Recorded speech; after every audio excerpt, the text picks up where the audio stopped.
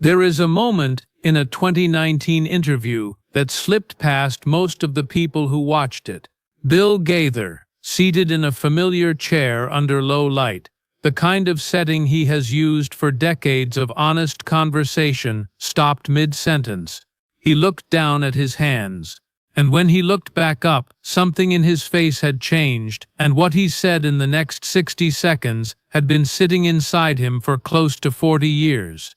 What Gloria Gaither confirmed when she was asked about it separately reframes not just one song or one difficult season, but the very ground that everything the Gaither name stands on in gospel music.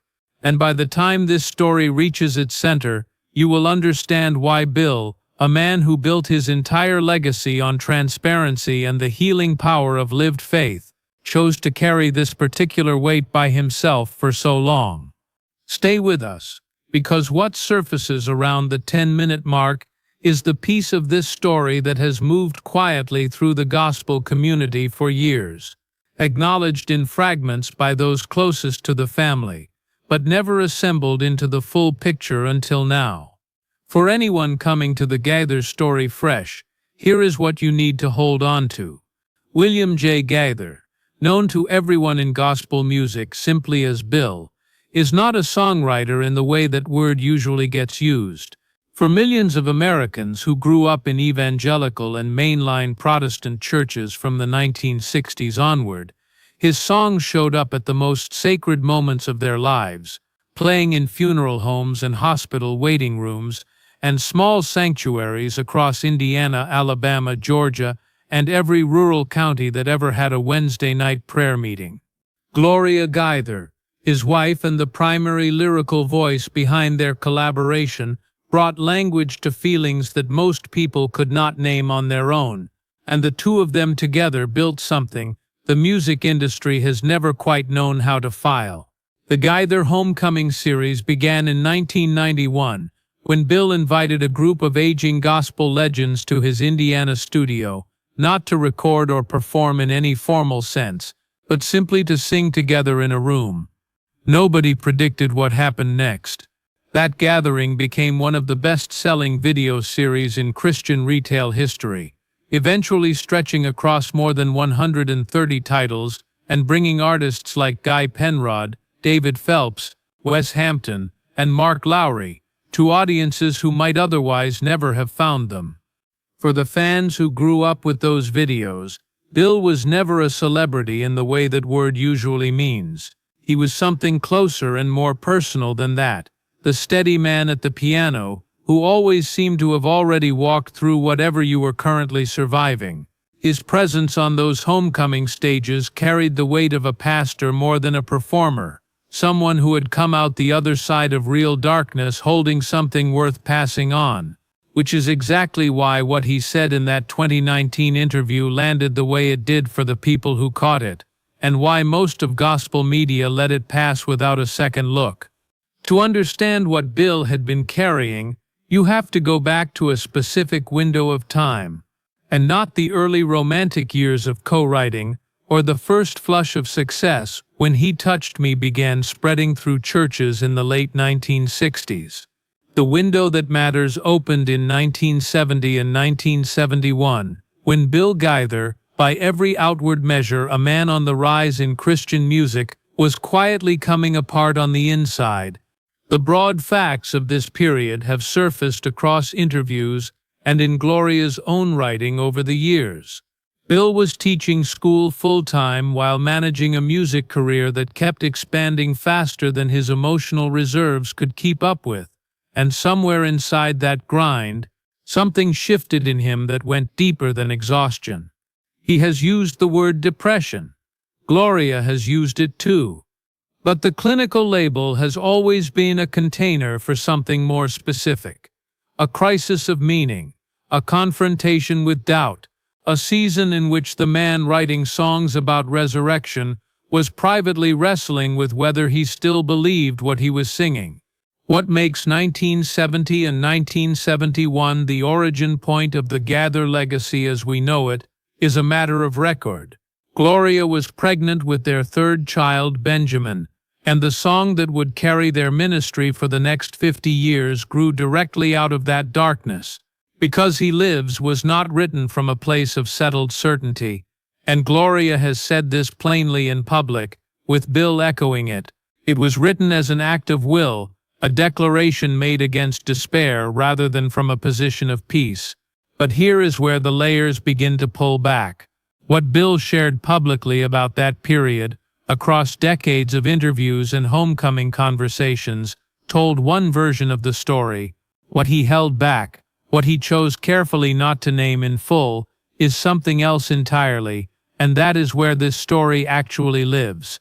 By the mid-1970s, the songs were spreading through churches faster than anyone could track. The ministry was growing. Bill Gaither, from the outside, looked like a man who had passed through the valley and come out into the sunlight on the other side. The darkness of 1970 and 1971 was being repackaged, by the culture around him and sometimes by Bill himself, as a completed testimony, a before and after story with a clean resolution and a bow on it. And that's when the problem took its quieter shape. Testimonies, as anyone who has actually lived one understands, are rarely as clean in the living as they are in the telling. What Bill carried out of that season, something specific and interior that touched the way he saw himself not only as a man of faith, but as a husband, was something he had not fully placed before Gloria, in the way she deserved to hear it. Stay with us, because what he finally said in that 2019 interview, and what it opens up about the relationship between these two people across 6 decades, is the part of this story that the gospel community has not sat with long enough. And this is where the story turns, in a direction that nobody in his circle saw coming. The 2019 interview was filmed as part of a longer conversation for archival and ministry purposes, the kind of setting Bill had navigated hundreds of times. The question put to him seemed familiar enough on its surface, asking him to revisit the writing of Because He Lives, a story he had told in broad strokes since the song first found its audience. He began with the version people knew, and then he stopped. He looked away from the camera, and when he spoke again, what came out was something the people in that room had not heard him say before, at least not in this form, with this much weight behind it. Bill said that during the worst of that period, he had not told Gloria how far down he had actually gone. Not to deceive her, but because he was afraid. Afraid that the full depth of what he was feeling, the doubt, the exhaustion that had curdled into something darker, the creeping sense that he had been performing a faith he no longer fully felt, would be more than a young marriage could hold.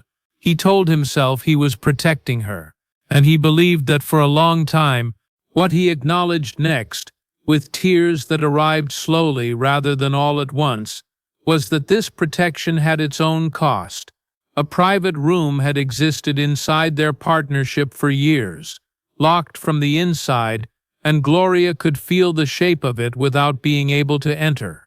He said with visible effort that he was not certain he had ever fully opened that door for her. Not in 40 years of marriage. Not until late.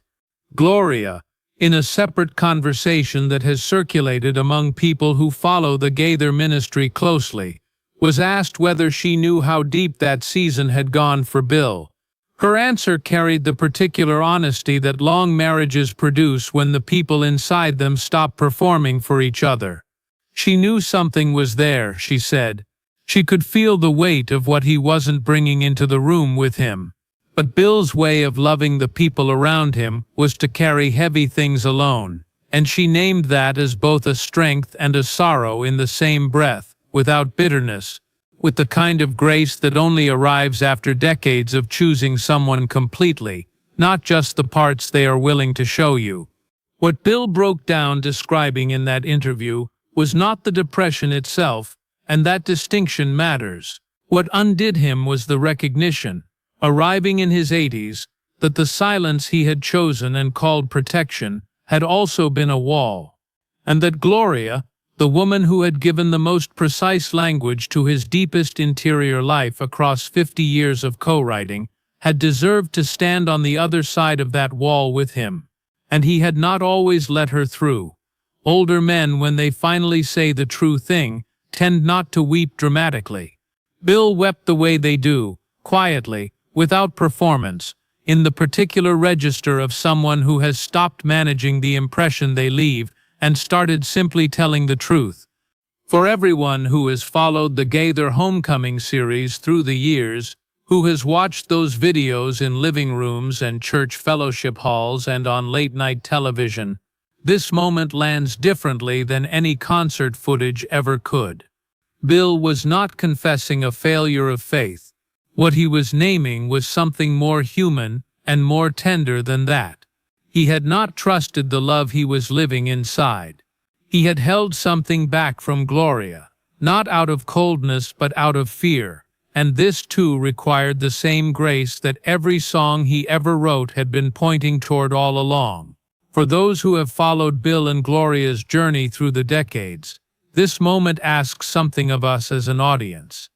When the Gaither vocal band sings Because He Lives on a homecoming stage, and when congregations around the world sing it on Sunday mornings, they are singing a song that one half of its writing partnership did not fully know when it was written. Gloria brought the words, Bill brought a weight she could not entirely see. And that song, which has carried millions of people through seasons of private darkness, was itself born from a marriage quietly carrying its own. Every long relationship that has stayed honest will recognize something in this. The person across the table from you knows you in ways no one else does, and also does not know you in ways no one else does. We are always, even with the people we love most completely, partially hidden from view. The question is whether that hiddenness hardens into something permanent, whether the locked room stays locked long enough that we begin to forget it was ever there. Bill Gaither, at an age when most men find it easier to leave the complicated things unsaid, chose to say it on camera, in a room with other people watching. And perhaps he did it because men who have spent their lives writing about eternity develop a particular relationship with time, a sense of the accounting that comes when more road sits behind you than ahead. The gospel he had been writing and singing and building for 60 years had always carried at its center the same message, that there is grace for the place you have been guarding the longest.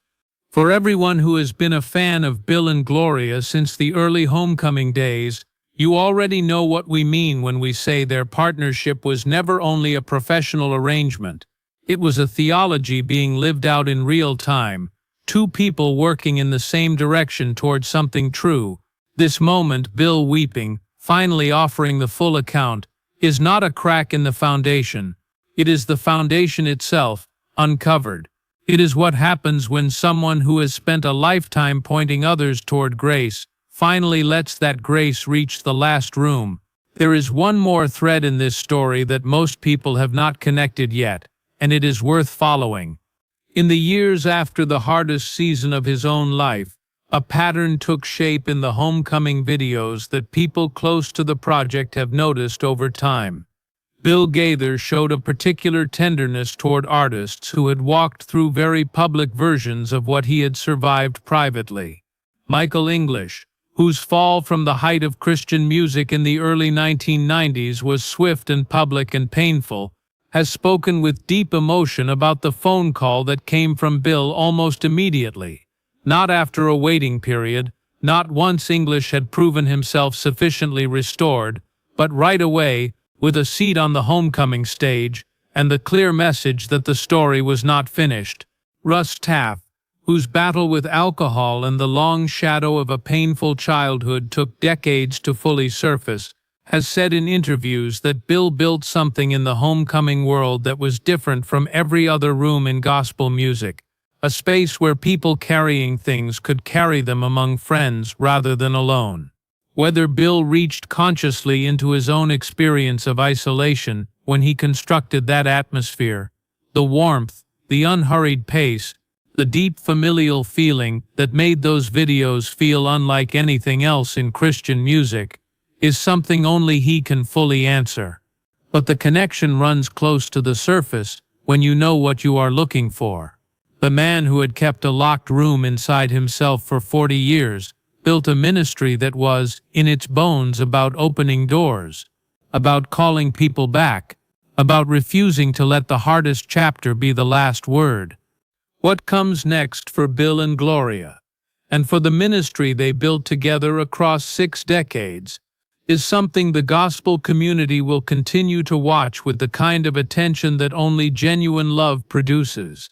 Bill is in his 80s now, and the pace of the homecoming world has slowed the way everything slows when it has earned the right to. Artists who gathered in that Indiana studio in 1991 are no longer with us, and the generation those videos were made to honor has, in many cases, passed into the presence they spent their whole lives singing about.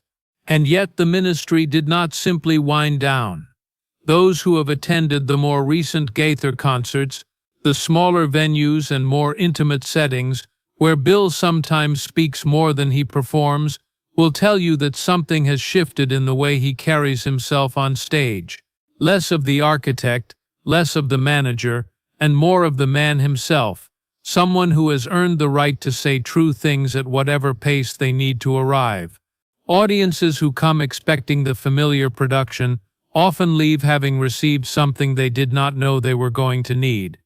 Gloria's writing in these later years carries a different register than the work she produced in the busy middle decades of ministry. More wilderness in it, more honest accounting of what a long marriage actually feels like from the inside, the ways two people who love each other completely can still, at times, be strangers to each other's interior weather. She has not named Bill's moment on camera in terms that would make it a headline, but she has written, in her own voice and with her own particular precision, about grace that arrives late, about gifts wrapped in years of waiting, about how the most important conversation in a marriage is sometimes the one that takes the longest to begin. People close to the Gaithers say what changed between them after that period of fuller honesty was not dramatic, because long marriages rarely transform in dramatic ways. What shifted was quieter, a softness in the space between them, a willingness on both sides to let the other one be seen more completely, the kind of change that does not make headlines, but that everyone who spends time around them can feel. And this is the part of the story that carries the most weight for those watching from the outside. Not the revelation itself, and not the tears on camera, but what the revelation points toward, the ongoing, unhurried, unglamorous work of becoming known to the person who already knows you best. Bill and Gloria Gaither have written hundreds of songs. They have built a ministry that touched more lives than either of them will ever be able to count. And they have also, like every couple that has stayed the course through decades of real life, had to learn and relearn the most basic lesson their own music kept teaching. That grace is not only for the stage. Grace lives at the kitchen table, in the early morning when the weight sits heaviest and the words come hardest. Grace is what happens when you finally say the thing you carried alone for 40 years, and the person across from you does not pull back. What this story leaves open is a question worth sitting with. The song that defined a ministry was born from a darkness that was only partially shared, and the sharing, incomplete as it was, still produced something that carried millions of people through their own valleys. What does that say about what we offer each other in our most broken moments? About the distance between what we feel and what we are finally able to give? Bill Gaither does not have a clean answer to that, and neither does anyone else who has lived long enough to understand the question. But perhaps that is exactly the point. Perhaps what this story offers is not resolution, but permission. Permission to still be in the middle of your own story at 82. Permission to have something left to say to the person who has been beside you for 60 years. Permission to weep, on camera or in private, not from defeat, but from the relief of finally letting the truth of your own life catch up with the life you have been living. Whatever comes next for this family, the people who have followed Bill Gaither's ministry through the homecoming videos, through the Gaither vocal band recordings, Through the concerts and the songs and the decades of gathered voices, those people know one thing with certainty. Bill's story is not finished, neither is Gloria's. And the room that took 40 years to open, the one he finally walked through on camera with tears he made no effort to hide, is the most honest thing he has ever put on record. More honest, in a way, than any song, because the songs were always pointed outward toward an audience, toward a congregation, toward a world that needed hope.